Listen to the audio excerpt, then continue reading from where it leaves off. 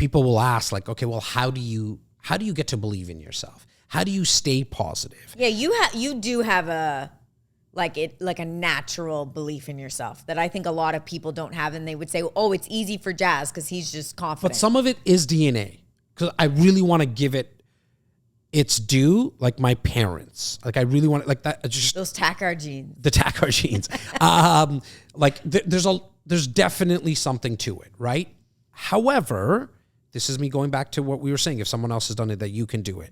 Like there's been some like people who have gone through some like fucked up shit in their life. Like, you know, beat up as a kid, rape, like a lot of things, okay? And so where I go to though, if someone got past that, that means you can as well. But what's the tactic? The tactic is, so if it's not in the DNA, if you didn't have the environment, like I know kind of your backstory as much as you've shared in terms of your environment, very positive. You know, the Tushi clan was a positive environment. Yes. Okay. But not everybody had that. So what can you actually do if you're watching or listening right now? And that's what the tactic is making sure that you're only surrounding yourself with people that are positive, uplifting, and inspiring, because then it keeps you in that state as much as possible. Because it's like us, like when you're around us in our environment, me, you, Tyler, Simos, you know what I mean? Luke, Steven, Yas, we all have bad days individually, bad moments, bad days, bad weeks. But because there's a core group of us, of like 5, 6 of us, it has been very rare, and this is not a sample size of a year, 2 years, 5 years. It's a sample size of like north of a decade now.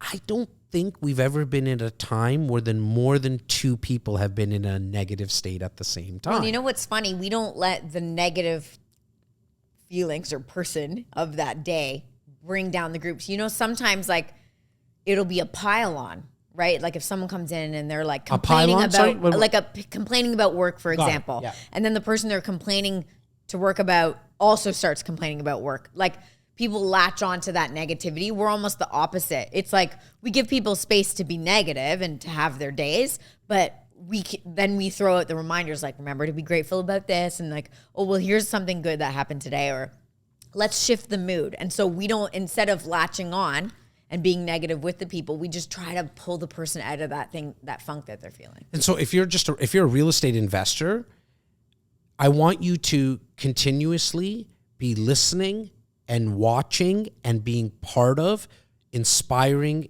groups. Okay, so if you're on your own in your car, always be listening to positive podcasts and shows. If you are someone as an investor again, and you need to like, because I think you should also be like in the physical form, you need to be in positive spaces. I need you to be part of investor meetups. Like these are the like actual musts you need to do in 2023 to actually create wealth. I know you think it's finding an opportunity and getting a deal. It's really not that. That's like maybe 10% of it.